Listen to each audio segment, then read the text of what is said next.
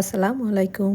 লাউ ডিম রান্না করার জন্য প্রথমেই নিয়ে নিব পরিমাণ মতো তেল। তেলটা গরম হয়ে এলে দিয়ে দিব একটি বড় পেঁয়াজ, দিয়ে দিব 1 টেবিল স্পুন আস্ত পাঁচফোড়ন এবং স্বাদ মতো লবণ, দিয়ে দিব রসুন বাটা, জিরা গুঁড়া, ধনিয়া গুঁড়া, হলুদ গুঁড়া, যা আমি হাফ টিস্পুন করে নিয়েছি। এই পর্যায়ে দিয়ে দিব সামান্য পরিমাণে পানি, যাতে মশলাটা পুড়ে না যায়। কষানো হয়ে গেলে দিয়ে দিব একটি বড় সাইজের টমেটো, যা আমি কিউব করে কেটে নিয়েছি। মশলার সাথে টমেটোটা ভালোভাবে নেড়েচেড়ে ঢাকনা দিয়ে রান্না করব 2 থেকে 3 মিনিট। 2 থেকে 3 মিনিটের মধ্যেই দেখা যাবে টমেটোটা নরম হয়ে এসেছে।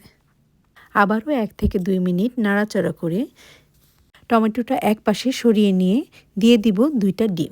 ডিমটা নেড়ে চেড়ে ঝুরা করে নিব ও সব কিছুর সাথে মিশিয়ে নিব। এবার দিয়ে দিব লাউ। এবার লাউটা সব কিছুর সাথে খুব ভালোভাবে নেড়েচেড়ে মিশিয়ে নিব। এই পর্যায়ে দিয়ে দিব 3 থেকে 4টা কাঁচামরিচ। এবার দিয়ে দিব 1.5 কাপ পরিমাণ ফুটন্ত গরম পানি। এবার চুলার হিটটা হাইতে রেখে ঢাকনা দিয়ে রান্না করব 7 থেকে 8 মিনিট। এই সময়ের মধ্যেই লাউটা সিদ্ধ হয়ে যাবে। ফিরে এলাম 8 মিনিট পর। দেখে বুঝতেই পারছেন ঝোলটা একদম পারফেক্ট। এই পর্যায়ে দিয়ে দিব কিছু ধনেপাতা।